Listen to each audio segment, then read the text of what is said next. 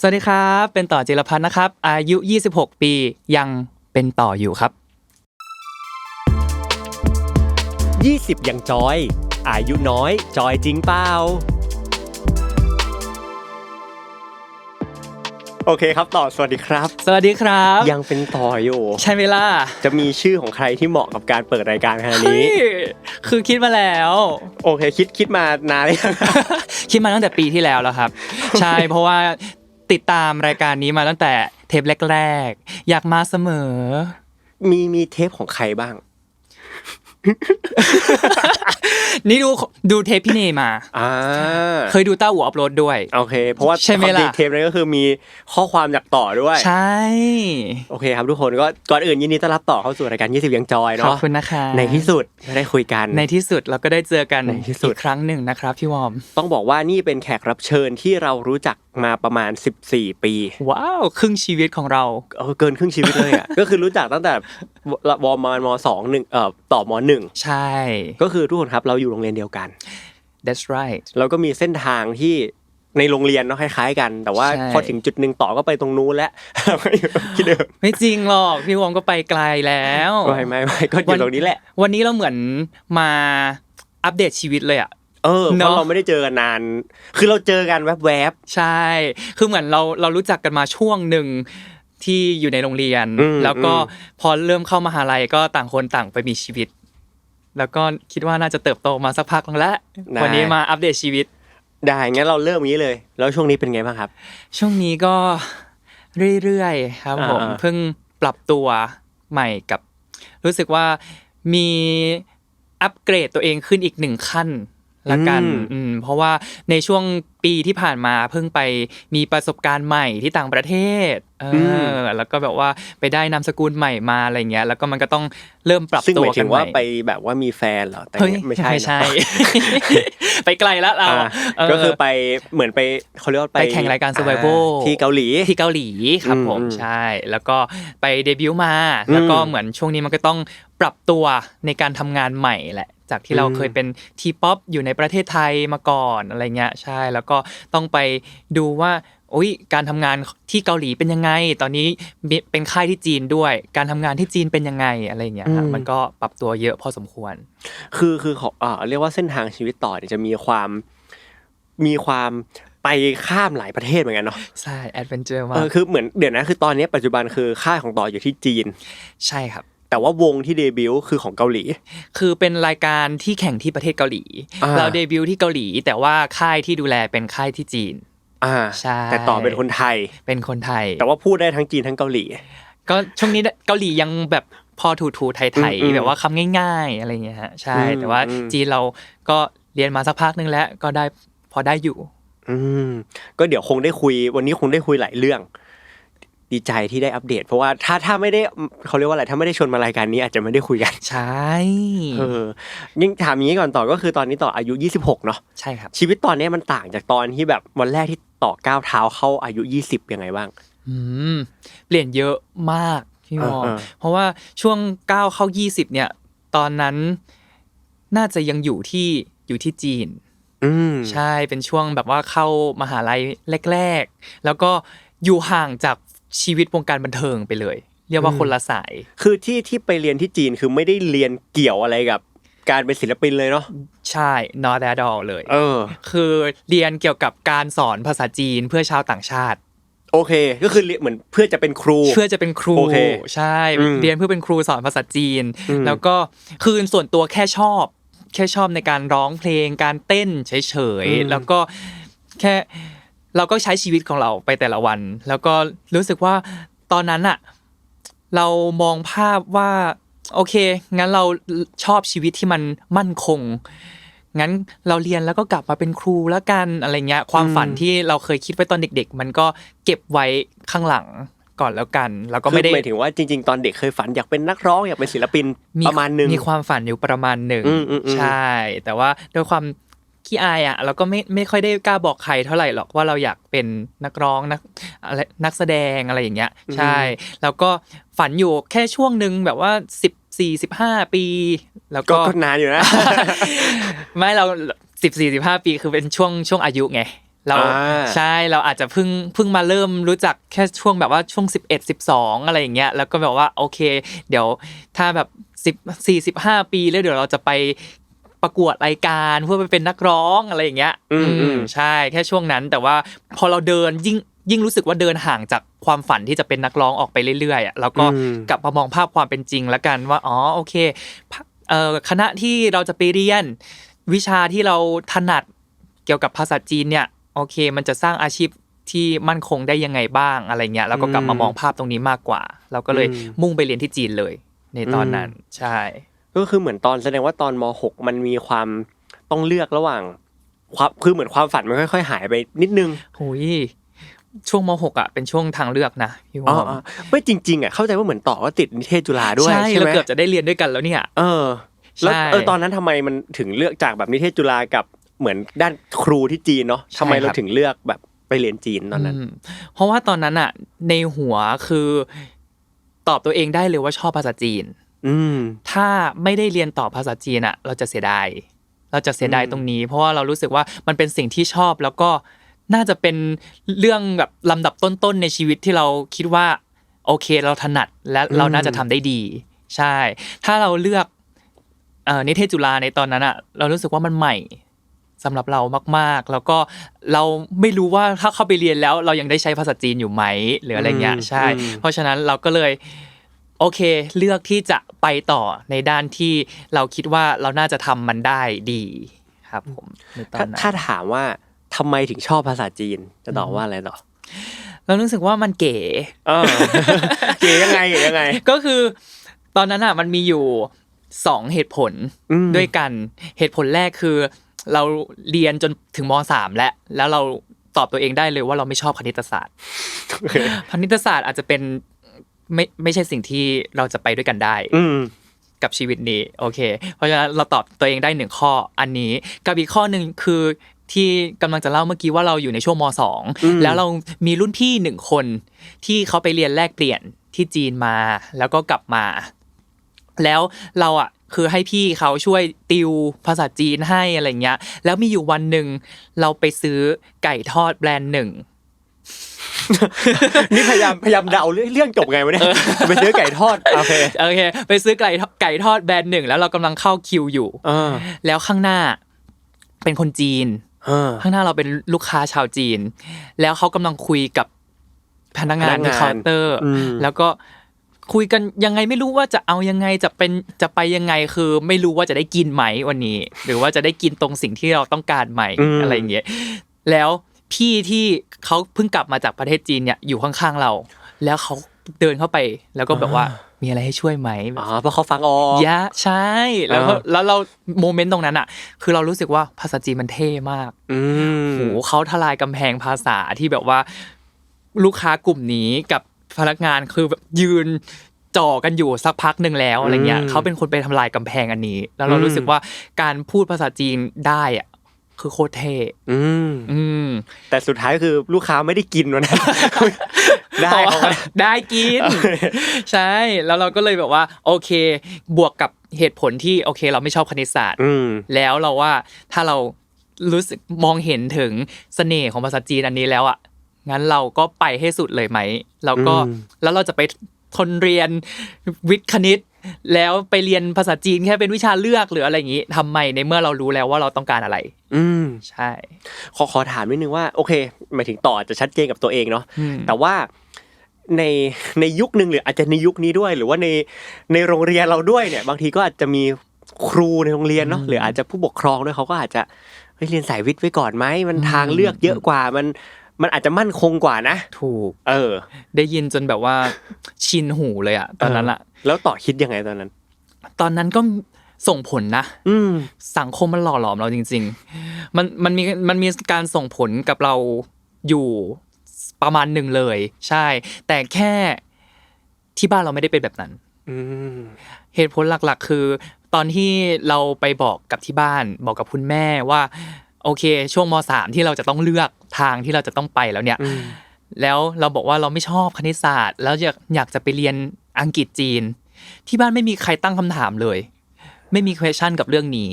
อาจจะด้วยความที่พี่สาวก็เรียน ศิลป์จีนมาเหมือนกันอะไรเงี้ยแล้วเขาก็ไม่ได้รู้สึกว่าการเรียนศิลป์จีนมันแย่หรือว่าเขาก็ไม่ได้รู้สึกว่าโอ๊ยคุณยูจะต้องเรียนวิทย์คณิตเท่านั้นเพื่อโอกาสในอนาคตอะไรเงี้ยเพราะฉะนั้นมันทำให้เราไม่ได้ยากมากในการที่จะตัดสินใจในส่วนตรงนั้นแค่ปัจจัยภายนอกถามว่ามีไหมมีแน่นอนอย่างที่พี่บอมบอกว่าเพื่อนรอบข้างเพราะเพื่อนก็น่าจะเรียนสายวิทย์กันต่อใช่คือทุกคนตอนนั้นอ่ะเป็น Talk of the Town อยู่เหมือนกันที่เราเปลี่ยนใช่แต่แสดงว่ามันต้องมีความแบบว่าชัดเจนในตัวเองมากเลยเนาะใช่เราว่าตอนนั้นเป็นความกล้ามากๆด้วยกับตัวเองเพราะว่ารู้สึกว่าตัวเองไม่ได้เป็นคนที่กล้าเลยครั้งนั้นอ่ะเป็น turning point ในชีวิตของเราครั้งนึงเหมือนกันที่เรารู้สึกว่าเรากล้าแล้วเราโอเคเลือกสิ่งที่เรารู้และว่าเราอยากทำอะไรแล้วก็จะทำมันให้ได้อะไรเงี้ยแล้วก็สุดท้ายก็โอเคพอกันทีวิทย์คณิตพอกันทีมาภาษาจีนใช่ถึงแม้ว่าชีวิตเราก็ยังคงต้องเจอมันบ้างแหละในวิชาพื้นฐานแต่ก็โอเค not bad แต่ว่าโอเคบางคนก็อาจจะเรียนภาษาจีนก็เรียนระดับนึงแต่ของต่อคือมันเรียนแล้วมันไปเรียนต่อถึงเซี่ยงไฮ้เนาะใช่ทำไมมันถึงแบบเอาไปมันถึงต้องไปสุดขนาดนั้น เพราะว่าช่วงม.5 เราเคยได้ไปค่ายภาษาจีนที่จีนที่เซี่ยงไฮ้ครั้งนึงแล้วก็ไปเข้าร้านขายไก่แล้วก็เวลาไม่มีไก่เกิดขึ้นตรงนี้ใช่แค่พอไปถึงในช่วงนั้นนะช่วงม.5 เราพูดภาษาจีนไม่ได้เลยแล้วพอไปถึงเราไปพร้อมกับเพื่อนที่เก่งภาษาจีนมากๆเพราะฉะนั้นด้วยความ perfectionist ของเราจะไม่พูดอะไรที่เรารู้ว่าเราพูดออกมาแล้วมันไม่ดีอะไรที่ยังไม่เป๊ะไม่กล้าพูดจะไม่พูดพูดให้หน่อยเพื่อนพูดให้หน่อยต่อราคาให้หน่อยอะไรเงี้ยนู่นนี่นั่นแล้วก็กลับมาเรารู้สึกว่าเราน้อยว่าเราไปถึงที่นู่นแล้วแต่ว่าเราไม่ได้ใช้ภาษาจีนเลยอ่ะแล้วแบบว่าเสียดายแล้วรู้สึกว่าไม่ได้ละในช่วงปีนี้จะต้องพูดให้ได้บวกกับช่วงนั้นอ่ะเรา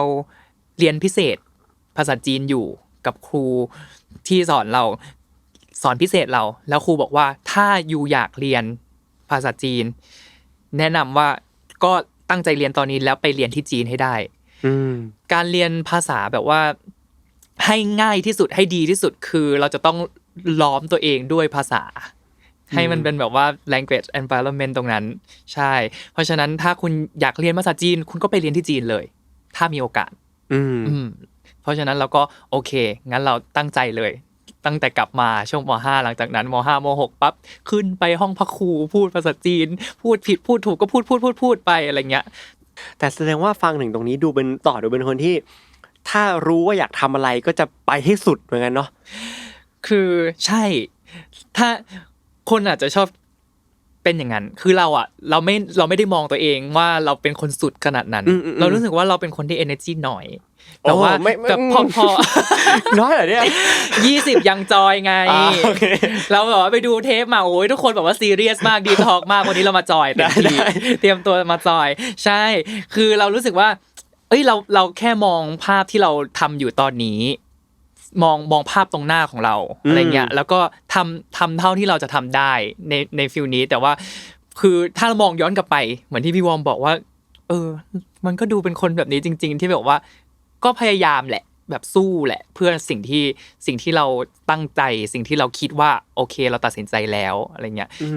คือเหมือนพอรู้ตัวเองแล้วว่าอ่ะฉันไม่ชอบคณิตฉันจะมาสายนี้ฉันก็โอเคฉันย้ายเลยฉันอยากไปเรียนที่จีนฉันก็ไปเลยแล้วทุกวันนี้ยังมีความแบบพยายามนี้อยู่ไหมมันมากขึ้นหรือมันน้อยลงยังไงบ้างไหมเราว่ามันเหมือนเดิมเลยใช่แค่เพราะว่าอย่างที่บอกว่าเราแค่มองในสิ่งที่อยู่ตรงหน้าของเราตอนนี้รู้ว่าโอเควันนี้เราอยากทำอะไรเราจะทำอะไร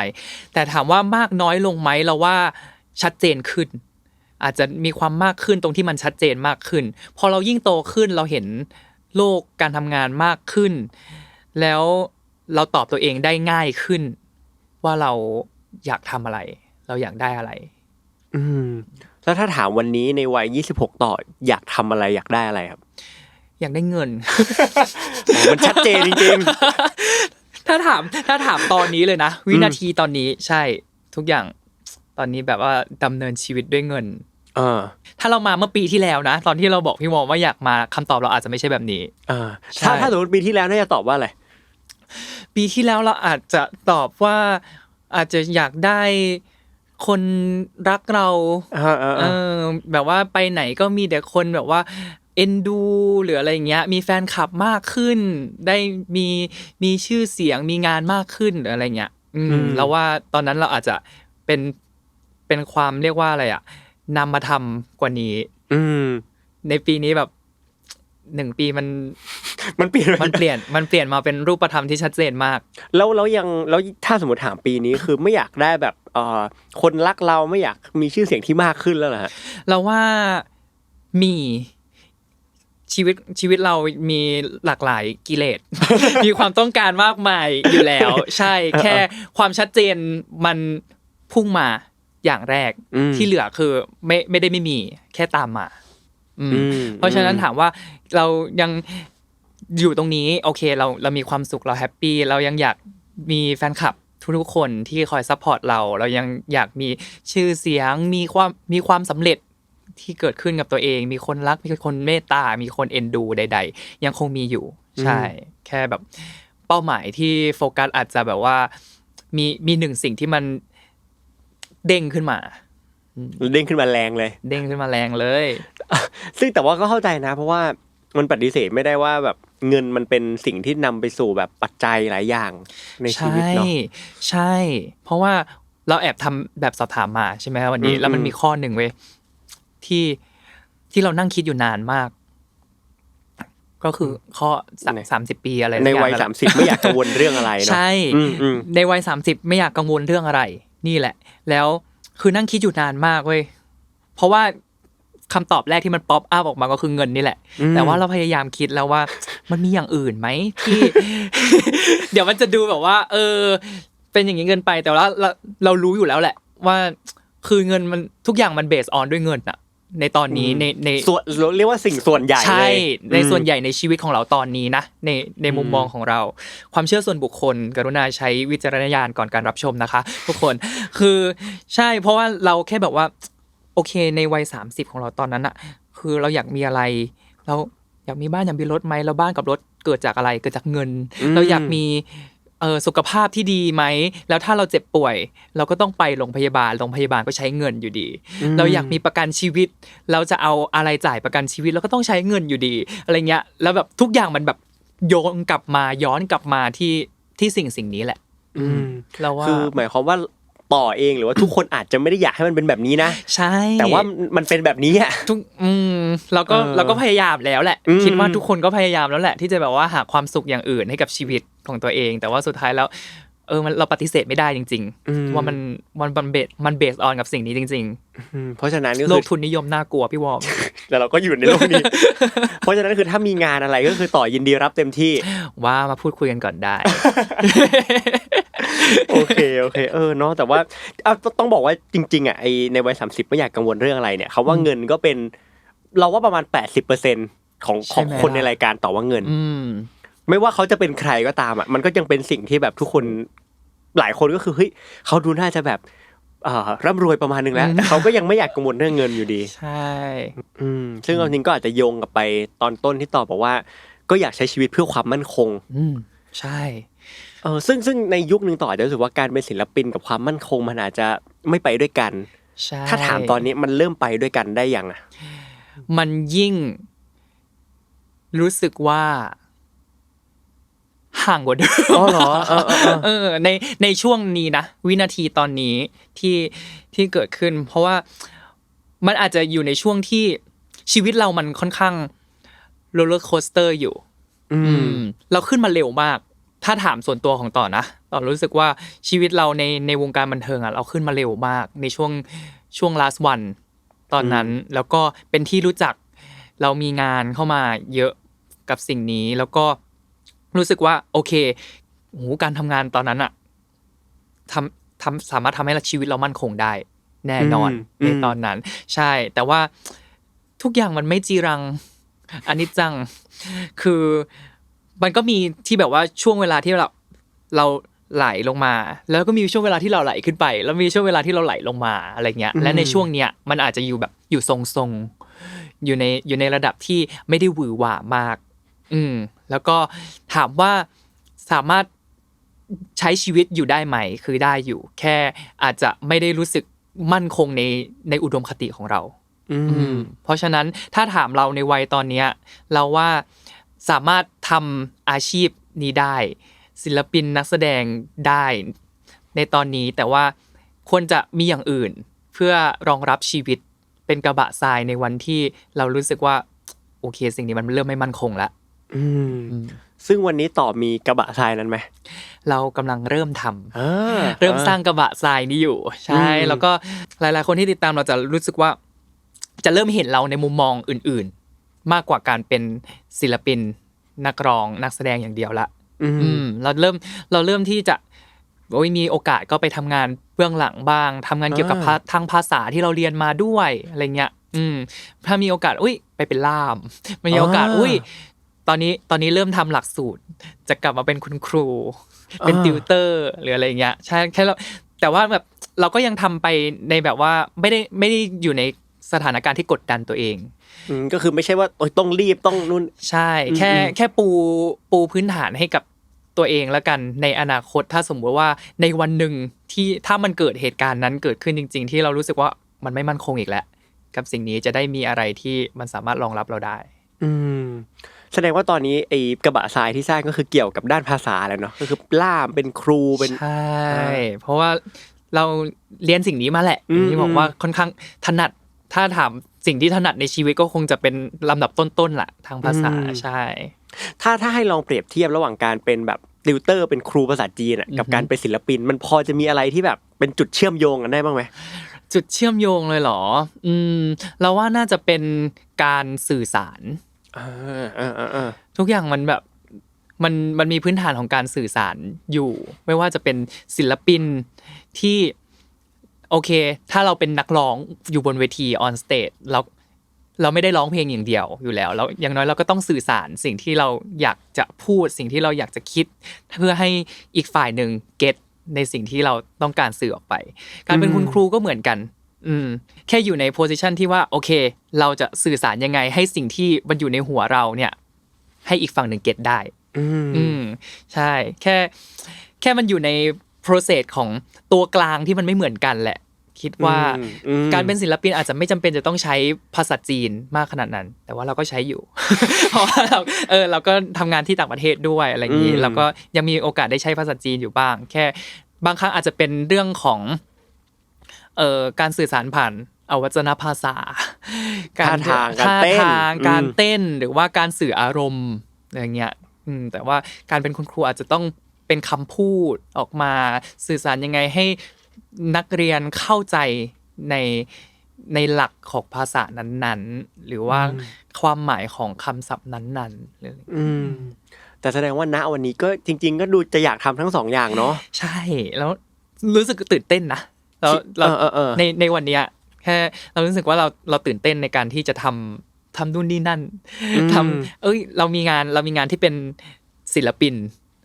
ตื่นเต้นวันนี้เรามาสัมภาษณ์ในฐานะศิลปินเราตื่นเต้นใช่แต่ว่าเราก็ตื่นเต้นเหมือนกันที่วันนี้เรามีงานที่เราจะไปเป็นล่ามเราจะได้ไปเจอคนเราจะไปเจองานแบบไหนบ้างวันนี้เราตื่นเต้นมากเราจะต้องไปเจอนักเรียนของเราหรืออะไรอย่างเงี้ยเพราะฉะนั้นแบบว่าคนเราใส่หมวกหลายใบได้แล้วเรารู้สึกว่าเราตื่นเต้นในการที่จะเปลี่ยนหมวกในทุกๆวันอันนี้ถามเพิ่มที่บอกว่าเป็นล่ามนี่คือมันมายังไงฮะงานอยู่มาทำไมต่อถึงกลายเป็นล่ามได้นะไม่มันเป็นงานที่เหมือนกับเรามาจากคนรู้จักใช่เราแค่คือเราไม่ได้รับทั่วไปนะใช่ด้วยความแบบว่าตอนนี้เราด้วยสถานการณ์ของเราคอนดิชันของเราตอนนี้มันยังแบบขยับขยายร่างกายตัวเองไม่ได้อิสระมากขนาดนั้นใช่เพราะฉะนั้นตอนนี้เราก็เลยเป็นสิ่งที่เหมือนกับว่าเราก็ไปช่วยงานเขาที่เป็นพี่ที่รู้จักมีงานอันนี้ออกมาแล้วก็ต้องการล่ามหรืออะไรเงี้ยแล้วก็แบบว่าเราช่วยได้เราว่างวันนี้อะไรเงี้ยมันเริ่มจากการแบบว่าพูดคุยว่าเราสามารถทำได้เราช่วยได้นะอะไรอย่างเงี้ย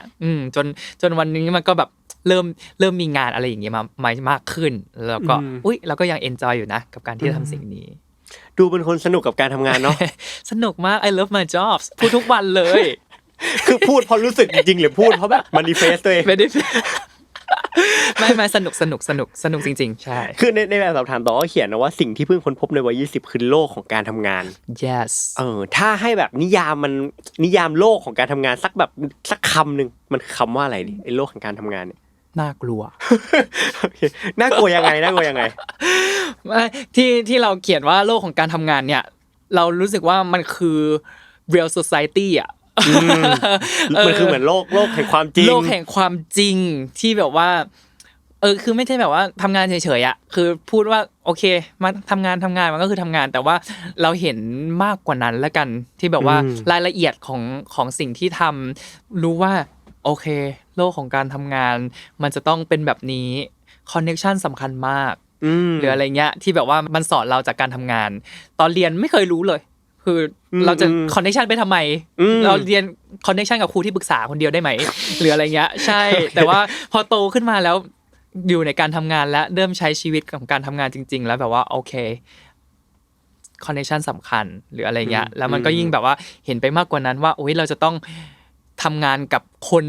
แบบนี้รูปแบบนี้แล้วเราจะต้องเข้าหายังไงอะไรเงี้ยมันแบบเป็นเรื่องเล็กๆน้อยๆที่แบบว่าค่อนข้างดีเทลเกี่ยวกับการทำงานที่แบบว่าอุ๊ยการทำงานของแต่ละคนแต่ละประเทศก็ไม่เหมือนกันอีกอะไรอย่างเงี้ยใช่มันก็เลยเห็นแบบว่าต่างมุมมองไปเรื่อยๆว่าอ๋อโอเคเป็นแบบนี้แล้วเราสามารถทำแบบนี้ได้เราทำแบบนี้ไม่ได้ดีกว่าไม่ควรทำแบบนี้ดีกว่าหรืออะไรเงี้ยถ้าให้ตอบพอลองแชร์ได้ว่าแบบเนเจอร์การทำงานของแบบที่จีนที่เกาหลีเนาะแล้วก็ที่ไทยที่มันต่างกันอ่ะมันมีอะไรบ้างอ่ะที่พอจะแชร์ได้เนาะเราว่าอย่างแรกคือเป็นเรื่องของการพูดด้วยภาษามันแบบว่ามันมีวิธีการสื่อสารในตัวของแต่ละภาษาเพราะฉะนั้นการพูดมันส่งผลต่อแบบเขาเรียกว่าอะไรท่าทางหรอที่แบบว่าการแสดงออกของแต่ละคนอะไรเงี้ยเพราะฉะนั้นแบบว่าคนไทยอาจจะแบบเฮ้ยใจจอยเอนจอยว่าดีค่ะพี่อะไรอย่างเงี้ยแต่ว่าแบบบางทีเราไปเจอที่จีนอาจจะแบบว่าไม่ได้พูดแบบนี้จริงๆก็แบบว่าอาจจะพูดมีความจริงจังมากขึ้นหรือว่าอาจจะดูเหมือนกับทะเลาะกันหรืออะไรอย่างเงี้ยแต่ว่าความจริงแล้วคือการทำงานแต่ว่าจริงจังและจะต้องเป็นแบบนี้ใช่เป็นเนเจอร์ซึ่งแบบว่าการทำงานของเกาหลีอย่างเงี้ยทางสังคมเกาหลีการพูดที่จะต้องมีการยกย่องการใช้รูปภาษาที่มันจะต้องแบบเป็นรูปยกย่องเราไม่สามารถแบบพูดเฉยๆได้รูปยกย่องแปลว่าอะไรโอเคหมายถึงยังไงอ่ะหมายถึงว่าการภาษาเกาหลีภาษาญี่ปุ่นอะไรอย่างเงี้ยคือวัฒนธรรมร่วมเนาะเราก็จะเขาจะมีในตัวภาษาเนี่ยที่มันจะต้องมีหลายรูปแบบในการสื่อสารออกมาอาจจะแบบว่าสิ่งนี้นะครับมันเหมือนถึงว่าเหมือนมีหลายระดับภาษาใช่เหมือนมีในระดับภาษาอะไรเงี้ยแล้วแบบว่าในการทำงานของแต่ละคนเขาก็จะแบบว่าค่อนข้างสตริกกับเรื่องนี้เหมือนกันหรืออะไรเงี้ยซึ่งจริงๆของไทยเราก็อาจจะพอมีแต่ว่าทุกวันนี้อาจจะไม่ได้สตริกมากแล้วใช่แต่ของเกาหลีคือมันจะมีแบบต้องมีเขาไม่รู้มันมีมันเป็น culture ของเขาแหละซึ่งแบบว่ามันก็เป็นเรื่องปกตินะเพราะถ้าเราเอาตัวเข้าไปอยู่ในนั้นแล้วเราก็จะแบบว่าอ๋อมันมีสิ่งนี้เกิดขึ้นแล้วก็โอเครับรู้และ enjoy อันนี้ก็คือสิ่งที่ได้เห็นจากการไปทำงานมาหลายๆที่เนาะใช่ก็ดูเป็นประสบการณ์ได้ประสบการณ์เยอะแหละได้ประสบการณ์แหละใช่แต่ว่าในนี้ต่อก็เขียนด้วยว่าชอบมากเลยเวลาตัวเองทำงานเสร็จใช่มันรู้สึกยังไงครับตอนทำงานเสร็จเนี่ยคืออย่างที่บอกว่าเราเป็นคนที่ perfectionist ถึงแม้ว่าตอนนี้จะน้อยลงแล้วแต่ว่ามันก็ยังหลงเหลืออยู่บ้างเพราะฉะนั้นเราจะเป็นคนเครียดแบบว่าคิดเยอะในการทำงานแต่ละครั้งเราต้องวางแผนแล้วก็รู้สึกว่าในช่วงก่อนที่จะทำงานหรือว่าช่วงเตรียมงานหรือว่าในช่วงขณะทำงานด้วยซ้ำอ่ะมันใช้สมองใช้แบบว่าการประมวลการนู่นนี่นั่นอ่ะเยอะมากๆอะไรเงี้ยแล้วมันแบบว่าใช้แรงมันแบบสูบ energy ของเราไปเยอะเหมือนกันเพราะฉะนั้นตอนที่ทำงานเสร็จเนี่ยมันจะรู้สึกว่าเราสามารถวางสิ่งนี้ลงได้แล้วเคยได้ย้อนถามกลับไปไหมว่าเฮ้ยแล้วทำไมเราถึงอยากให้มันออกมาดีทำไมตอนเราทำงานมาถึงหนักขนาดนั้นคือเคยถามตัวเองนะในช่วงที่บอกว่ารู้ละว่าฉันเป็น perfectionist แน่ๆช่วงนั้นอ่ะคือเกิดการทะเลาะกับตัวเองอยู่ค่อนข้างเยอะเหมือนกัน จะต้องทำให้ได้ขนาดนั้นเลยเหรอหรื มัน อะไรอย่างเงี้ย เป๊ะขนาดนั้นเลยเหรอ คือมันต้องเป๊ะขนาดนั้นเลยเหรอแล้วมันผิดได้ไหมแต่ว่าสุดท้ายแล้วมันมาจากผลกับที่เราทำแหละแล้วเราก็ค่อยกลับมาย้อนถามตัวเองอีกทีนึงว่าโอเคสิ่งนี้ที่เราทำไปมีผิดพลาดไหมก็มีแล้วมันโอเคไหมก็ควรชนะแล้วไงล่ะเพราะฉะนั้นแบบว่าพอยิ่งเริ่มทำงานมาเรื่อยๆมันถึงจะแบบว่าอ๋อจริงๆแล้วสุดท้ายแล้วคือมันไม่ได้จำเป็นจะต้อง perfect ขนาดนั้นการไปค้นหาอะไรหน้างาน take situation หน้างานตรงนั้นอาจจะเป็นอีกหนึ่งเรื่องที่สนุกเหมือนกันก็ได้อะไรเงี้ยใช่แล้วก็เปลี่ยนสิ่งนี้ไปเยอะเหมือนกันแต่ถามว่าหายไปทั้งหมดไหมก็ยังไม่ก็คือแสดงว่าตอนแบบอาจจะ18 19 20อะไรเงี้ยอาจจะถ้าทำอะไรต้องตั้งใจมากต้องดีที่สุดแต่ทุกวันนี้เริ่มผิดได้บ้างมองว่ามันเป็นสีสันอะไรอย่างงี้บ้างเนาะแสดงว่าถ้าเป็นเมื่อก่อนถ้ามันพลาดจะโกรธตัวเองอะไรอย่างงี้ไหมจะหงุดหงิดไหมหน่อยหน่อยเลยแบบว่า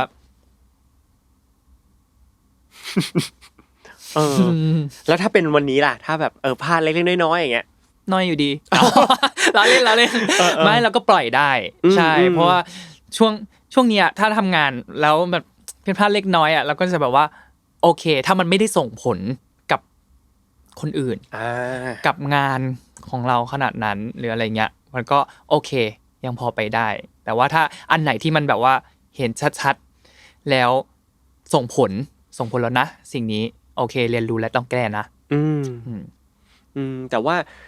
ก็พอจะเห็นว่าต่อมีความเป็น perfectionist จริงๆเนาะคือจริงๆเมื่อกี้ถ้าย้อนกลับไปตอนที่บอกว่าไปจีนครั้งแรกก็มีความไม่กล้าพูดภาษาจีนเพราะกลัวมันจะไม่เป๊ะใช่ไม่พูดเลยแต่ถ้าวันนี้ไปหมายถึงว่าต่อให้ไม่เป๊ะก็อาจจะพอจะกล้าพูดมากขึ้นมันก็ดูนี้เป็นการแบบเติบโตเนาะใช่เหมือนถ้าถามว่าตอนนี้แบบเรียนภาษาเกาหลีอยู่อะไรอย่างเงี้ยก็ถ้าสมมุติได้ไปเกาหลีนะก็คงพูดอาจจะไม่ได้เยอะมากแต่อย่างน้อยจะลองอย่างน้อยก็แบบว่าคำ2คำอ่ะก็พูดไปก่อนสั่งอาหารอะไรเงี้ยเพิ่งไปญี่ปุ่นมาก็พยายามที่จะพูดญี่ปุ่นทั้งที่แบบว่าไม่ได้เรียนจริงจังมากขนาดนั้นอะไรเงี้ยมันก็แบบว่าก็สนุกปะenjoy คือแสดงว่าความกลัวว่ามันจะไม่เพอร์เฟกต์มันน้อยลงมันน้อยลงซึ่งขออีกขยายนี่มันน้อยลงเพราะอะไรนะมันน้อยลงเพราะว่าเราทำงานมากขึ้นแล้วเรามองเห็นภาพมากขึ้นแหละเราว่าเรามองเห็นโลกที่มันกว้างขึ้นว่าโลกมันไม่จำเป็นจะต้องมีด้านที่เพอร์เฟกต์อย่างเดียวโลกเราคือมีวันที่ฝนตกมีวันที่ฟ้าใสเพราะฉะนั้นแบบว่ามันโอเคที่จะมีข้อผิดพลาดบ้างenjoy กับชีวิตอะพอแล้วอย่าไปคิดอะไรเยอะชีวิตเราก็เท่านี้แหละนอกจากเรื่องperfectionist เนาะจริงๆที่ไปทำการบ้านมาคือต่อบอกว่าต่อเป็นคนแบบขี้เกรงใจขี้กลัวยังเป็นคนแบบขี้เกรงใจขี้กลัวอยู่ไหมยังเป็นอยู่นะประมาณ1ใช่แค่กล้าที่จะสู้เพื่อตัวเองมากขึ้นถามว่ากลัวไหมกลัวอยู่ที่แบบว่าไม่เอายังไงดีจะต้องพูดไหมกับสิ่งนี้อะไรเงี้ยแต่ว่าถามว่าพอเราโตขึ้นแล้วเรารู้แล้วว่าถึงแม้ว่าโอเคเรารู้ว่าสิ่งนี้มันไม่โอเคกับเราแล้วเราเก็บไปแล้วมันทำอะไรได้เราก็ส่งผลกับสุขภาพจิตเราอยู่ดีอะไรเงี้ยเพราะฉะนั้นถ้าเลือกได้ก็พร้อมที่จะสู้กับตัวเองไม่ใช่สู้เพื่อตัวเองมากขึ้นคือถ้าเป็นเมื่อก่อนตอนเข้าวงการแรกๆอาจจะมีความกลัวเกรงใจกว่านี้ใช่แบบว่าโอเคไม่เป็นไรเดี๋ยวทำเองครับเดี๋ยวปรับที่เราดีกว่าอะไรอย่างงี้แบบเขาพูดอะไรแล้วก็ครับโอเคครับจะทำครับอะไรอย่างงี้ใช่แต่ว่าตอนนี้ก็อาจจะเป็นแบบว่าผมว่าเป็นอย่างนี้ได้ไหมคือหมายถึงอย่างน้อยลองพูดไปก่อนลองในใช้วาทศิลป์ของเรามีประโยชน์นิดนึงอย่างน้อยบอกว่าพูดแต่ว่าเลยยังคงบอกกับตัวเองเสมอว่าอย่างน้อยการสู้เพื่อตัวเองนั้นยังต้องอยู่ในขอบเขตรักษามารยาทอย่าต้องให้มันแบบว่ากระทบกระทั่งกันน้อยที่สุดอะไรเงี้ยเกิดการประนีประนอมกันเกิดขึ้นก็คือเหมือนเราสู้เพื่อตัวเองแต่ว่าเราก็ใช้เหตุผลเราก็ให้เกียรติเขาใช่และสุดท้ายเขาก็ไม่ให้เหมือนเดิม อันนี้อาจจะ สันติไม่ใช่ทางออกสันติไม่ใช่ทางออกละอันนี้ก็คือเลือกโอเคขี้เกรงใจขี้กลัวเนาะในนี้ต่อเขียนว่าไม่ชอบเวลาที่ตัวเองจำนนว้าวอันนี้คือหมายถึงจะเป็นชื่อเพลงหรือจะยังไงพี่นนทนนท์ไม่ใช่เป็นจ่าภูเก็ตอีกคนไม่ใช่คำว่าจำนนของเราเนี่ยเราคิดว่ามันเป็นเรื่องของการที่เราไม่สามารถควบคุมได้สิ่งที่เรากำลังทำอยู่ตอนนี้มันอาจจะต้องหยุดไว้เท่านี้มันจะต้องผลลัพธ์ออกมาเป็นประมาณนี้เพราะว่าสิ่งที่เราไม่สามารถควบคุมได้อาจจะเป็นปัจจัยภายนอกคือมันไม่ใช่ยอมแพ้นะอันนี้มันคือเหมือนยอมโดยทำอะไรไม่ได้เนาะมันคือภาวะแบบจำยอมจำนนโอเคมันหงุดหงิดอ่ะเขาเลยไม่ชอบตัวเองในตอนนั้นในวินาทีตรงนั้นที่แบบว่าคือถ้ามันทำได้ด้วยตัวเองฉันจะสู้ให้ถึงที่สุดฉันจะทำอีกแต่ว่าอันนี้เรื่องนี้มันไม่ได้เกิดขึ้นเพราะฉันละคือฉันยังไม่ได้สู้เลยอ่ะคือแบบว่าฉันไม่มีสิทธิ์แม้จะสู้ด้วยซ้ำคือเรื่องนี้มันไม่ใช่เรื่องของฉันที่ฉันจะทำได้หรืออะไรเงี้ยแล้วมันจะต้องเป็นแบบนี้ในสิ่งที่ผลลัพธ์มันก็อาจจะไม่ใช่สิ่งที่เราพอใจมันก็เลยแบบว่าฉันไม่ชอบเรื่องอะไรตรงนี้เพราะฉะนั้นตอนนี้อันไหนที่มันสามารถวนมาแล้วโคจรกับสิ่งที่เราทำโคจรรอบเราที่เราสามารถแบบว่าตัดสินใจมันได้หรืออะไรเงี้ยจะชอบในสิ่งนั้นมากกว่าใช่แบบว่าโอเคเราทำได้แล้วสิ่งนี้เราทำเองได้มันก็จะแบบว่ารู้สึกฟรีรู้สึกปลอดภัยมากกว่าแต่ว่าคือมนุษย์มันเป็นสังคมอ่ะมันไม่ได้หรอกที่เราจะทำทุกอย่างด้วยตัวเราเองเพราะฉะนั้นมันก็ต้องแบบว่าหาช่องทางหาวิธีการที่เราจะทำให้ได้ดีแล้วก็เหมือนบาลานซ์ทั้งตัวเราแล้วก็บาลานซ์ทางปัจจัยภายนอกด้วยให้มันทำยังไงให้มันไปด้วยกันได้คือแต่ว่าเข้าใจมากมันอึดอัดจริงนะใช่ก็คือแบบมันควบคุมอะไรไม่ได้เลยอะไรอย่างงี้เนาะแล้วถ้าเวลาเจอไอเหตุการณ์ที่แบบต้องจำนนอย่างเงี้ยต่อจะแบบเรียกว่าคุยกับตัวเองหรือจัดการความรู้สึกตัวเองยังไงอะปลอบใจตัวเองเยอะมากกับสิ่งนี้เป็นอีกหนึ่งเหตุผลด้วยที่เราคุยตัวเองแล้วก็เปลี่ยนตัวเองจากการเป็น perfectionist ด้วยบางครั้งเราทำแล้วคือเราทำได้ดีที่สุดของเราแล้วมันมีปัจจัยภายนอกมาทำให้ผลลัพธ์มันไม่ได้ perfect ดังที่เราต้องการหรืออะไรเงี้ยแล้วเราทำอะไรได้ฉันทำดีกว่านี้ไม่ได้แล้วฉันทำดีกว่านี้ไม่ได้แล้วเพราะฉะนั้นมันก็แบบว่าเราก็มานั่งคุยกับตัวเองแล้วก็ปลอบใจตัวเองเยอะมากๆแล้วพอยิ่งแบบว่าเกิดแบบนี้เรื่อยๆมีชีวิตเรามันก็เติบโตขึ้นเรื่อยๆอะไรเงี้ยแล้วมันก็ทำให้เราแบบเข้าใจมากขึ้นแต่ว่าถ้าเราไม่สามารถปลอบใจตัวเองได้เราก็มีเซฟโซนของเราแล้วมีเพื่อนมีคนที่เราแบบว่าสบายใจที่จะคุยหรือว่าระบายแชร์สิ่งนี้ออกไปได้อะไรเงี้ยแล้วมันก็ผ่านช่วงเวลานั้นไปได้แล้วสุดท้ายพอมองย้อนกลับไปอ่ะเรื่องนั้นมันยังอยู่แหละอาจจะเป็นความทรงจำแต่ว่าความรู้สึกเจ็บปวดขนาดนั้นมันอาจจะไม่มีแล้วเพราะฉะนั้นมองย้อนกลับไปมันก็คงจะเป็นเรื่องแบบอะไรขำๆแต่ว่าไอ้ความรู้สึกจำนนหรือจำยอมเนี่ยมันดูจะเกิดขึ้นบ่อยด้วยนะในช่วงนี้มาถึงในช่วงวัยเราหรือว่าในช่วงยุคนี้เพราะว่ามันมีเหตุการณ์ไม่คาดฝันเกิดขึ้นได้บ่อยๆแล้วบางทีมันทำให้แผนหรือว่าสิ่งบางอย่างที่เตรียมการมาแล้วต้องปรับเปลี่ยนเนาะมีเรื่องของภัยธรรมชาติเรื่องของสงครามอะไรเงี้ยซึ่งมันเราก็เข้าใจนะที่มันจะต้องปรับเปลี่ยนแต่บางทีเราก็เศร้าเหมือนกันที่บางทีเราเตรียมงานนี้มาตั้งนานต้องเลื่อนต้องอะไรอย่างเงี้ยเนาะใช่เพราะฉะนั้นสุขภาพจิตสำคัญจริงๆทีนี้มาถึงอีกข้อนึงที่ต่อเขียนคือเรื่องที่ยากที่สุดในวัย20คือสู้กับใจตัวเองว้าว yes that's right ทำไมมันต้องสู้ทำไมมันต้องสู้กับใจตัวเองด้วยเพราะว่าอย่างที่เราบอกไปตอนต้นรายการว่ากิเลสมันเยอะมากโอเค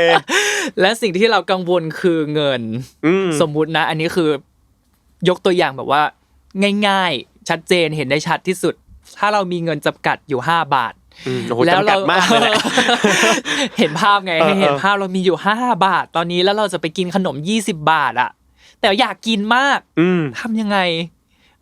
เพราะฉะนั้นแบบว่าการต่อสู้กับใจตัวเองนี่แหละที่มัน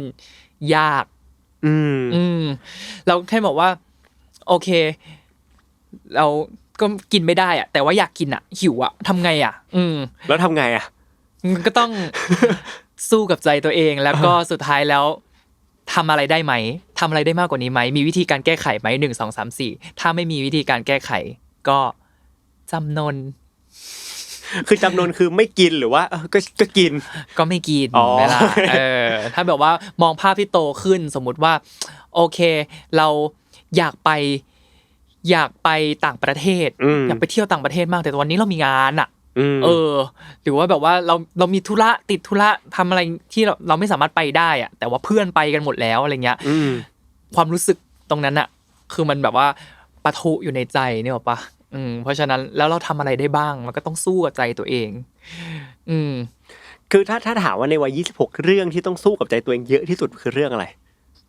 ตลกว่าถ้าตอบว่าเงินจะตลกมาก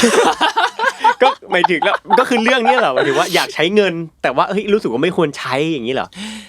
เป็นช่วงนี้แล้วกันวัย26ปีนี้หนักหน่วงใช่ที่เรารู้สึกว่าเราเริ่มเห็นความมั่นคงของชีวิตมากขึ้นเราให้ความสำคัญกับความมั่นคงของชีวิตมากขึ้นเพราะฉะนั้นคือไม่ได้ไม่มีนะคือถามตอนนี้คือไม่ได้ไม่มีใช่แค่แบบว่าเราจะทำยังไงให้แบบว่าเพื่ออนาคตของเราหรืออะไรเงี้ยเพราะฉะนั้นสิ่งที่เราอยากทำสิ่งที่เราอยากมีสิ่งที่เราอยากซื้อตอนนี้เราอาจจะไม่ได้ซื้อหรืออะไรเงี้ยถามว่าสู้กับใจตัวเองทุกวันอยู่แล้วแล้วก็คิดว่าหลายๆคนน่าจะเป็นเหมือนกันซึ่งไอสิ่งที่มันทำให้เราต้องสู้คืออะไรครับเสื้อผ้าเหรอหรืออาหารหรือมันคืออะไรอ่ะโหบางทีเราอยากกินอาหารที่แบบว่าที่มันไม่ได้กินในชีวิตประจำวันหรืออะไรอย่างเงี้ยนึกออกปะหรือว่าสมมุติว่าหุยคือวันนี้เมื่อยหลังมากคืออยากไปนวดอะแต่ว่าแบบว่าการนวดมันก็ไม่ใช่แบบสิ่งจำเป็นกับชีวิตเราที่แบบว่าจะต้องทำนึกออกปะเป็นสิ่งว่าโอเคถ้าว่างสามารถไปทำได้พร้อมสามารถไปทำได้สะดวกไปทำได้อะไรเงี้ยแต่ถามว่าแล้วคือจำเป็นต้องทำไหมคือไม่จำเป็นคือเราไม่จำเป็นต้องไปนวดทุกวันหรืออะไรเงี้ยใช่เพราะฉะนั้นแบบว่ามันก็คือกิเลสแหละคือเสียงในหัวเราแบบอยากทำมากใช่แล้วเราชนะมันได้ยังไงสุดท้ายแล้วต่อสุดท้ายแล้วก็คุยกับตัวเองแล้วก็มีเพื่อนช่วยดึงบ้างอะไรกันมีเสียงนอกหัวมีเสียงนอกหัวบ้างเพื่อไม่ให้เราแพ้เสียงในหัวของตัวเองบางทีก็สำคัญนะถ้ามีเพื่อนก็อาจจะอยู่ที่เพื่อนด้วยเพื่อนบางคนอาจจะเห็นด้วยกับเสียงในหัวเราเฮ้ยมึงกินไปเลยไปนวดเถอะนี่ก็สำคัญสังคมหล่อหลอมก็ต้องดูว่าช่วงนั้นเพื่อนเราดึงเราไปทางไหนด้วยใช่แต่ก็ยากจริงแหละเรื่องสู้กับใจใช่มีหลายๆเรื่องอาจจะแบบไม่ใช่แค่เรื่องเงินเรื่องอะไรเงี้ยมันก็แบบว่ามีหลายเรื่องที่จะต้องเลือกสมมุติว่าทางที่เราจะต้องเลือกแล้วเราจะไปยังไงถ้าแบบว่ารักพี่เสียดายน้องหรืออะไรเงี้ยเพราะฉะนั้นแบบว่าในหลายๆสถานการณ์ยากเหมือนกันแล้วอีกอันนึงที่ดูจะยากของต่อก็คือเรื่องแคร์สายตาคนอื่นเนาะใช่คืออยู่ในคำถามคืออยากลองและอยากเลิกอะไรคือตอบสิ่งเดียวกันเลยก็คืออยากลองไม่แคร์สายตาคนอื่นแล้วก็อยากเลิกแคร์สายตาคนอื่นใช่แสดงว่าทุกวันนี้คือเป็นคนแคร์สายตาคนอื่นใช่คือพยายามอยู่ใน process แล้วว่าสิ่งเนี้ยมันเริ่มรู้ตอนแรกไม่รู้ตัวเองด้วยนะคือเราก็ใช้ชีวิตของเราไปแล้วก็แบบว่าเพิ่งมารู้ตัวเองตอนที่เราไปเขาเรียกว่าไปอะไรเวิร์กช็อปซีรีส์ก่อนหน้านี้เมื่อประมาณปี2ปีมาแล้วก็เราตอบคำถามอย่างหนึ่งนี่แหละที่แบบว่าเราทำสิ่งนี้ไปเพื่ออะไรแล้วตอนนั้นเหมือนเราจะตอบว่าเราอยากให้คนดูมีความสุขหรืออะไรเงี้ยฟิลนี้แล้วเราได้คำตอบกลับมาจากผู้กำกับว่าโหแล้วถ้าเขาไม่มีความสุขล่ะแล้วมึงจะมีความสุขไหมแล้วเราถึงจะมาจริงว่ะเราใช้ชีวิตด้วยกันที่แบบว่าอุ๊ยสิ่งที่เราทำไปคนอื่นจะชอบไหมเราเป็นแบบ people pleaser อ่ะคือแล้วถ้าคนอื่นชอบเราถึงจะมีความสุขแล้วสุดท้ายแล้วเรามีความสุขไหมที่จะทำแบบนั้นหรือว่าเราแค่อยากทำเพื่อให้ได้คำชมหรือว่าเห็นคนอื่นมีความสุขแล้วเชื่อว่าหลายๆคนในวัยนี้ในวัยที่โตมากับโซเชียลมีเดียเนาะก็ออนโปรเซสกับสิ่งนี้อยู่ในการพยายามไม่ เอาตัวเองไปผูกกับความชอบหรือสายตาของคนอื่นเนาะใช่เพราะว่าเห็นหลายๆคนเหมือนกันที่พูดถึงปัญหานี้ชี้ปัญหานี้ขึ้นมาคือตอนแรกไม่รู้ว่าสิ่งนี้คือเรียกว่า people pleaser คือเพิ่งแบบไปฟังคลิปพี่เขื่อนมาแล้วก็แบบว่ามันมีชื่อเรียกเลยเนาะสิ่งนี้แปลว่ามันไม่ใช่เป็นแค่เรา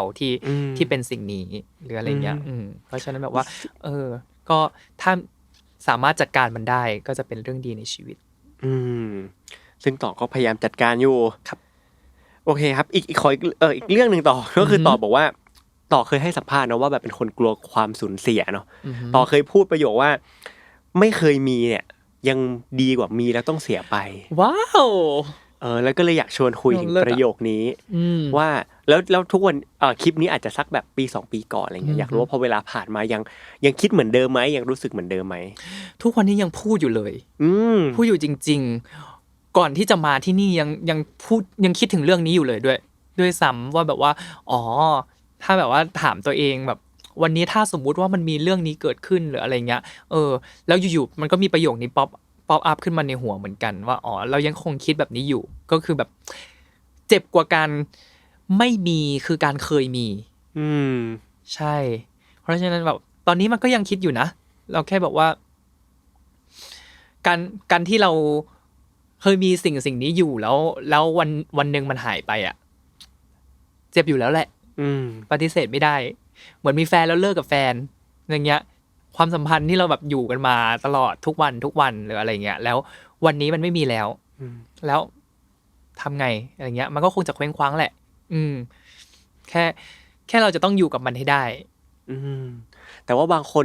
เขาอาจจะบอกว่าแต่อย่างน้อยมันก็เคยมีไงมันก็เคยมีก็ดีกว่าไม่เคยมีเลยหรือเปล่าก็ดีนะถ้าดูไม่ค่อยดี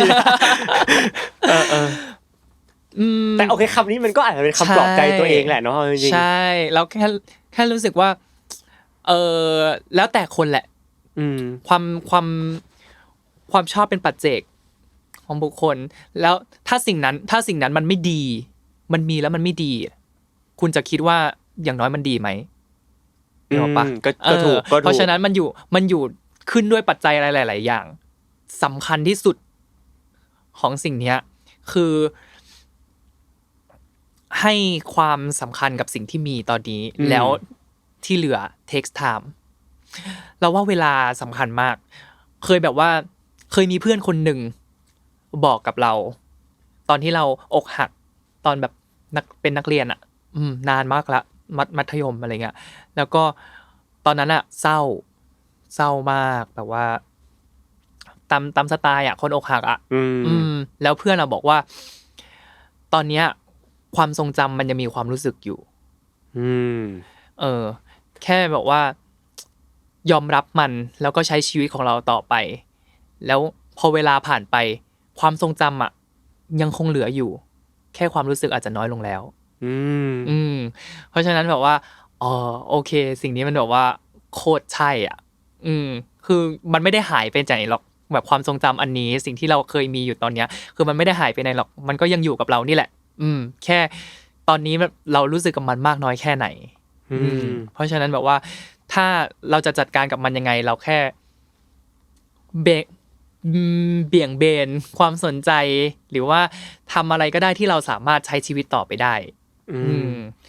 แต่ชอบมากที่เพื่อนต่อเลยที่ต่อบอกนะว่าถ้าถามวันนี้จริงๆเรานึกย้อนไปเราก็ยังจำเหตุการณ์ได้เนาะแต่แค่ความรู้สึกมันไม่เข้มข้นไม่รุนแรงเท่าตอนนั้นใช่ซึ่งจริงๆหลายเรื่องก็เป็นแบบนั้นเนาะในชีวิตเราทั้งเรื่องที่เราแฮปปี้ก็ตามหรือเรื่องที่เราเศร้าก็ตามเนาะใช่นั่นแหละเราก็ชอบนะเลยถึงต้องเอามาถามแหละไอ้ไม่เคยมียังดีกว่ามีแล้วต้องเสียไปเนี่ยเพราะว่ามันเขาเรียกว่าอะไรเพราะบางอย่างพอมันมีแล้วมันดีมากๆอ่ะพอเสียไปมันก็แบบสู้ไม่เคยมีแต่แรกอาจจะดีกว่าอะไรเงี้ยแต่ว่าคำนี้สิ่งหนึ่งที่ทำให้ย้อนนึกก็คืองั้นมันทำให้เราย้อนนึกเหมือนกันว่าแล้วทุกวันนี้เรามีอะไรอยู่บ้างแล้ววันนึงเราอาจจะไม่มีสิ่งนี้แล้วก็ได้เพราะฉะนั้นวันนี้ที่เรามีอยู่เราควรจะใช้เวลากับมันเทคไทม์เหมือนที่ต่อบอกใช่ทั้งกับความสัมพันธ์หรือกับสิ่งของหรือกับทุกๆอย่างเนาะเห็นด้วยโอเคครับต่อแล้วทั้งหมดทั้งมวลเนี่ยทำไมชีวิตในวัย20ของต่อถึงเหมือนกับอเมริกันเพน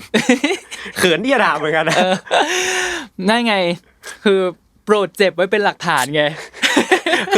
คือต้องบอกทุกคนอย่างนี้ฮะคือบอมเคยเขียนหนังสือเล่มนึงหนังสือเล่มแรกเลยชื่อว่า American Pain โปรดเก็บไว้เป็นหลักฐานแล้วในนี้ต่อก็ไม่รู้ว่าแบบอยากตอบจริงๆหรือว่าอยากแบบหยิบมาแซวกันไม่อยากตอบจริงๆไม่ได้เอามาแซวโอเคใช่คือไม่เรารู้สึกว่าแบ็คกราวด์ของเราอ่ะมันใกล้ๆกันเหมือนกับว่าช่วงเรียนช่วงมัธยมอย่างเงี้ยที่เราโตมาเรียนอยู่ในโรงเรียนเดียวกันแล้วก็ทำอะไรใกล้ๆกันอะไรเงี้ยแล้วช่วง20ที่พี่วอมไปอย่างเราไป work and travel ที่อเมริกาใช่ไป work and travel แล้วเราก็แบบว่าเราก็เข้าสู่ในอีกสังคมนึงของเราเหมือนกันอะไรเงี้ยของต่อคือต่อไปเซี่ยงไฮ้แล้วก็เข้าวงการบันเทิงใช่แล้วเรารู้สึกว่าในหนังสือเล่มเนี้ยมันไม่รู้ว่ามันเกิดอะไรขึ้นกับอนาคตของตัวเองที่แบบว่าเป็นเด็กคนนึงที่ตัดสินใจจะไป work and travel แล้วก็ไม่รู้ว่าที่อเมริกาจะมีอะไรเกิดขึ้นบ้างด้วยซ้ำอะไรเงี้ยซึ่งเหมือนกับตัวเราที่เราก็ไม่รู้เหมือนกันว่าจากที่เราตั้งใจเรียนจีนมาตลอดทั้งชีวิตจะไปเป็นครูแล้วอยู่ๆก็แบบว่าพลิกตัวมาเป็นศิลปินในวงการบันเทิงอะไรอย่างเงี้ยไม่รู้เหมือนกันว่ามันจะเกิดอะไรขึ้นบ้างอะไรเงี้ยแต่ว่าสุดท้ายแล้วมันก็มีหลากหลายรสชาติที่มันเกิดขึ้นเพราะว่าสุขเศร้าเหงาร้องไห้อยู่ในร้านอาหารฟาสต์ฟู้ดกำลังจะส่งของให้ลูกค้าคุณเพิ่งเปิดอ่านมาด้วยสุขเศร้าเหงานี่คือคำพูดแบบถูกต้องทุกอย่างเลยใช่ไหมล่ะสุขเศร้าเหงาเจ็บจนต้องเก็บไว้เป็นหลักฐานนี่แล้วคือมีอันนึงที่แบบว่าอยู่เขียนมานี่ร้องไห้เลยโอเคตอนอ่านอะร้องไห้เลยที่บอกว่าเชื่อดีมั้ยเชื่อโอเคไม่รู้ด้วยเนาะว่ามันคือตรงไหนคือตรงที่แบบว่ากูบอกว่า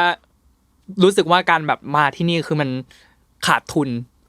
อยู่บอกว่าแบบว่าถึงแม้ว่ามันจะกำไรถึงแม้ว่าการหาเงินมันจะกำไรแต่ว่าสุดท้ายแล้วคือกูขาดทุนร้องไห้เลยคือมันว่า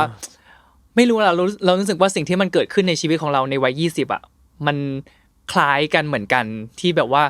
คือมันมีหลายๆอย่างคือมันไม่ได้ประสบความสำเร็จอย่างเดียวมันมีช่วงเวลาขึ้นลงอย่างที่บอกว่าเหมือนโรลเลอร์โคสเตอร์อะไรอย่างเงี้ยแต่ว่าสุดท้ายแล้วเราก็ใช้ชีวิตมาจนถึงตอนนี้แล้วก็เรียนรู้ที่จะเติบโต last boss ไงคุณตั้งใจอ่านมาใช่ไหมล่ะเราแค่รู้สึกว่าสุดท้ายแล้วเราแค่รู้ว่าอะไรมันเกิดขึ้นบ้างเรียนรู้กับมันแล้วก็ตอบตัวเองเกี่ยวกับการเติบโตเราชอบประโยคนึงมากที่พี่วอมเขียนในหนังสือที่แบบว่าเหมือนน่าจะเป็นเรื่องเกี่ยวกับการเติบโตว่าเราเติบโตขึ้นในช่วงเวลาของมิติเวลาที่มันแบบเคลื่อนตัวอย่างสม่ำเสมอแต่ว่าการเติบโตของเรามันไม่ได้แปรผันตรงกับเข็มวินาที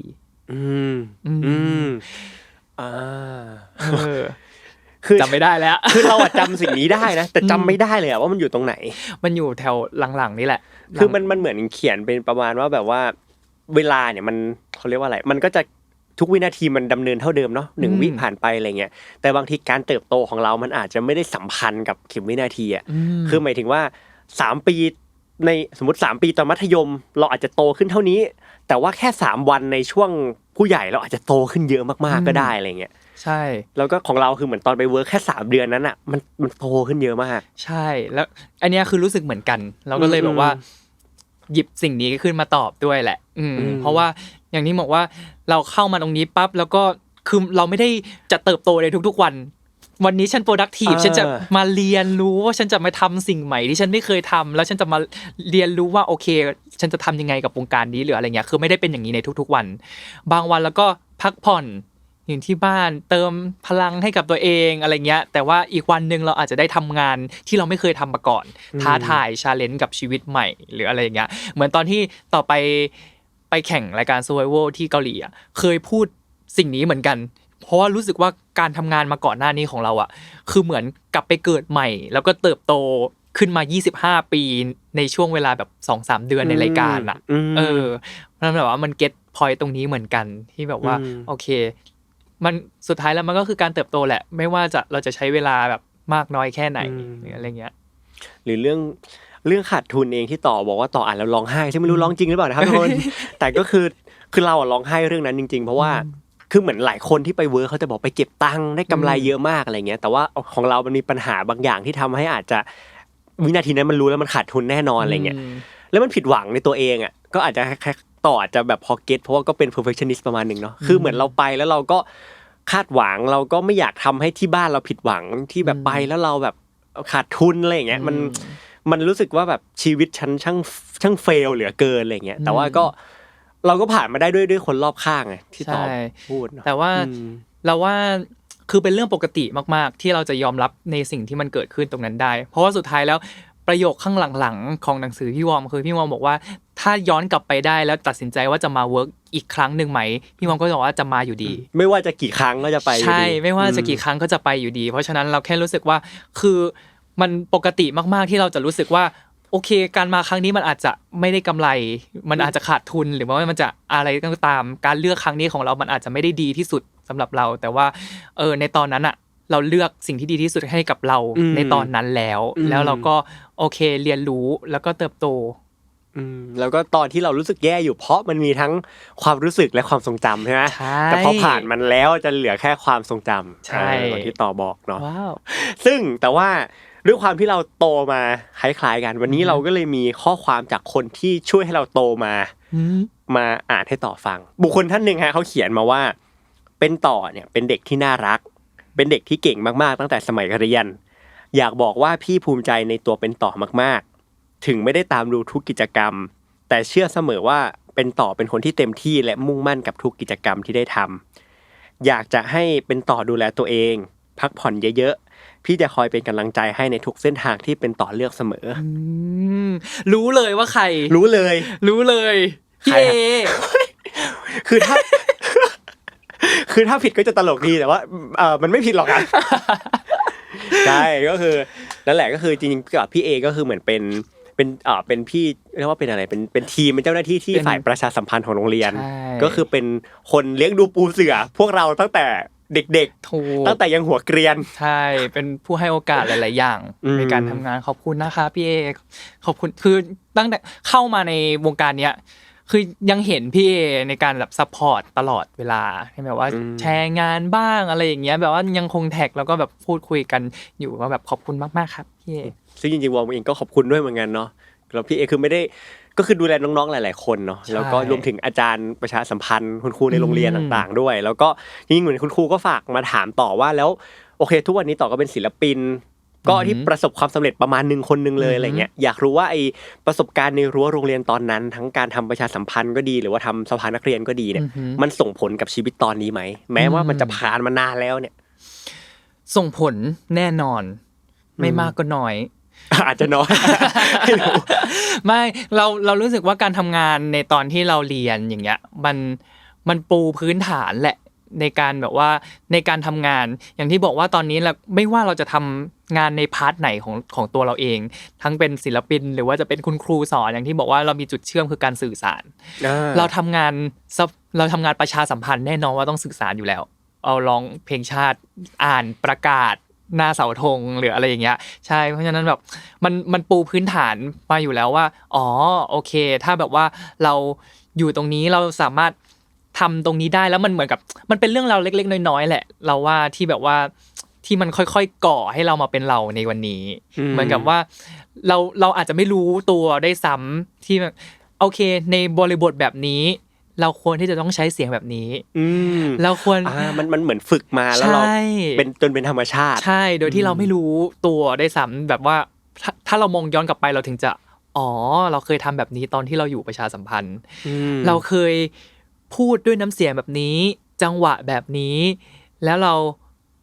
หยุดเพื่อให้แบบว่าเกิดความน่าสนใจหรืออะไรเงี้ยคือมันเป็นเรื่องเล็กๆน้อยๆที่แบบว่าเราได้ทำในตอนนั้นแล้วก็กลายมาเป็นเราในวันนี้โดยที่บางครั้งเราไม่รู้ตัวด้วยซ้ำใช่แต่เหมือนคุ้นๆว่าเมื่อก่อนต่อจะชอบพูดแบบจะมีเป็นสโลแกนอยู่ว่าอะไรนะการเรียนสอนให้มีงานทำแต่กิจกรรมสอนให้ทำงานเป็นอันนี้คือมาจากต่อวะใช่ปะใช่แต่ว่าเราก็เอามาจากคนอื่นอีกทีนึงแต่เหมือนเคยเห็นต่อพูดประโยคนี้อยู่ในคลิปหรือในสักอย่างว้าวคือนานมากแล้วอ่ะลืมไปแล้วด้วยซ้ำคือประโยคนี้มันมาจากตอนที่เราไปทำงานของ To Be Number One แล้วก็เป็นพี่ที่แบบทำงานด้วยกันนี่แหละเขาแบบว่าตอนทำค่ายตอนทำอะไรเงี้ยแล้วก็แบบว่าคือปลุกใจกันไงเห็นป่ะแล้วเราก็จำมาแล้วก็เหมือนกับทำให้ตอนนั้นอ่ะเราเ เป็นแบบระบบชุดความคิดว่าอ๋อเราแบบว่าเราจะเรียนอย่างเดียวไม่ได้คือเราจะต้องทำกิจกรรมเพื่อให้เรากลายมาเป็นคนที่เป็นมนุษย์ไม่ใช่ระบบการเรียนหรืออะไรอย่างเงี้ยเพราะฉะนั้นแบบตอนนั้นมันก็ดีนะถ้ามองย้อนกลับไปถามว่ายังจะทำงานตรงนั้นไหมหรือว่าจะกลับไปตั้งใจเรียนอย่างเดียวอะไรเงี้ยเราก็ยังคงทำงานตรงนั้นอยู่เหมือนที่คุณจะตัดสินใจไป work and travel อีกครั้งไหมกี่ครั้งผมก็จะกลับไปเอามาล้อกันจริงด้วย โอเคครับต่อช่วงท้ายๆแล้วท้ายแล้วหรอท้ายแล้วไม่เอาอ๋องั้นครึ่งนึงนะครับคือคิดว่าตลอด26ปีมานี้ต่อโมเมนต์ที่ภูมิใจที่สุดในชีวิตคือโมเมนต์ไหนโมเมนต์ที่ภูมิใจที่สุดในชีวิตเลยเหรอเป็นโมเมนต์ที่เราโอนเงินกลับบ้านมั้งหมายถึงตอนนั้นอยู่ที่จีนหรือว่าหมายถึงว่าแบบตอนที่เราทำงานแล้วหรืออะไรเงี้ยที่แบบว่าเราคือปกติของเด็กของลูกหลานในบ้านอ่ะคือเราก็ใช้ชีวิตด้วยเงินของครอบครัวของผู้ปกครองคุณพ่อคุณแม่คุณลุงคุณป้าคุณตาคุณยายใช่ไหมล่ะใช่แต่ว่าวันนึงที่พอเราเติบโตมาในวัย20มีงานทำเป็นของตัวเองมีเงินที่จะเลี้ยงดูตัวเองโดยที่แบบไม่ต้องขอจากที่บ้านครอบครัวแล้วมากเพียงพอที่เราสามารถส่งเงินเหล่านั้นกลับไปให้ครอบครัวด้วยได้อะไรอย่างเงี้ยคือเป็นเรื่องปกติมากชีวิตแต่ว่าแบบ extraordinary ไงเราแค่รู้สึกว่าโหมันเป็นความรู้สึกแบบว่าดีเนาะที่โอเควันนี้เราสามารถทำงานเลี้ยงตัวเองแล้วก็เลี้ยงคนอื่นได้แล้วด้วยอะไรเงี้ยเราดูเป็นการเติบโตไปอีก1ขั้นเพราะว่าเราว่าการคำว่าผู้ใหญ่อ่ะการเป็นผู้ใหญ่อ่ะคือความรับผิดชอบแหละตอนนี้เราอาจจะไม่ได้รับผิดชอบขนาดนั้นคือเรายังอาจจะไม่ได้เลี้ยงดูทุกคนในบ้าน 100% อะไรอย่างเงี้ยแต่ว่าสุดท้ายแล้วมันก็แบบมีเล็กๆน้อยๆแบบว่าได้ตอบแทนกลับไปบ้างหรืออะไรอย่างเงี้ยมันก็เป็นอีกหนึ่งความภาคภูมิใจเข้าใจความรู้สึกนะแล้วมันเหมือนเป็นหมุดหมายนึงว่าเฮ้ยฉันโตประมาณนึงแล้วเนี่ยเพราะมันเหมือนดูแลมากกว่าแค่ตัวเราเนาะแต่ว่าโอเคอาจจะไม่ได้แบบโอนตลอดทุกอะไรขนาดนั้นแต่ว่าเหมือนอย่างน้อยตามโอกาสสำคัญอะไรอย่างงี้เนาะมันก็เป็นความภูมิใจเนาะใช่แล้วถ้าถามว่าเรื่องที่ทำให้ร้องไห้ง่ายในวัย26ครับเรื่องที่แบบเพนในวัย26เพนในวัย26หรอเจอมาเฟียหรือเปล่านั่นนี่ไม่ใช่เราว่าเรื่องล่าสุดเลยแล้วกันที่แบบคือเป็นคนคือไม่ได้ร้องไห้มากมายอะไรขนาดนั้นในทุกวันนี้ยกเว้นดูซีรีส์เขาได้เป็นเหมือนกันดูหนังดูซีรีส์แต่ว่าที่แบบร้องไห้จริงจังเลยก็คือนั่นแหละมันเป็นเรื่องที่เราไม่สามารถควบคุมได้เรื่องที่จำนนเรื่องที่เราจำนนมันมีครั้งหนึ่งที่เราจะไปออกงานแต่ว่ามันถูกยกเลิกไปด้วยเหตุผลบางอย่างแล้วเป็นความจำเป็นของซึ่งเป็นความจำเป็นซึ่งเราเข้าใจ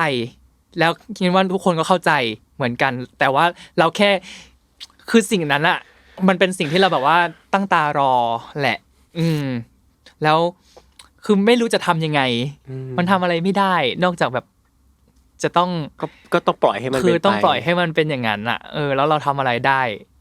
เราทำอะไรไม่ได้นอกจากให้น้ำตามันปลอบใจเราหัวใจเราอาจจะแห้งเกินน้ำตาอาจจะแบบว่าทำให้มันชุ่มชื้นมากขึ้นเข้าใจมันแล้วมันคงจะรู้สึกหลายอย่างเสียใจด้วยโกรธที่ทำอะไรไม่ได้ด้วยมันซึ่งนี่คือเรื่องล่าสุดเนาะที่ร้องไห้ในวัยนี้ใช่แล้วถ้าเรื่องที่ทำให้ยิ้มได้ในวัยนี้ครับได้มาคุยกับพี่วอมในวันนี้ครับยิ้มได้เหมือนกัน20ยังจอยไงแม่เราว่าสิ่งที่ทำให้เรายิ้มได้ในวัยนี้น่าจะแบบว่าการทำงานเพราะว่าอย่างที่บอกแม้มันจะน่ากลัวแม้มันจะน่ากลัวสังคมการทำงานมันจะน่ากลัวแต่ว่าเราก็มีเซฟเพลสเป็นของตัวเองไม่เราแค่อย่างที่บอกว่าการทำงานของเรามันหลากหลายรูปแบบไม่ได้จำกัดแค่ว่าการทำงานในวงการบันเทิงเท่านั้นหรืออะไรเงี้ยเพราะฉะนั้นเรารู้สึกว่าการทำงานในแต่ละวัน มันหลากหลายอ่ะมันแบบวันนี้จะเจออะไรบ้างอะไรเงี้ยมันดูแบบว่ามันก็จะสนุกดีกว่าไม่มีอะไรทำกันอยู่เฉยๆมันน่าเบื่อ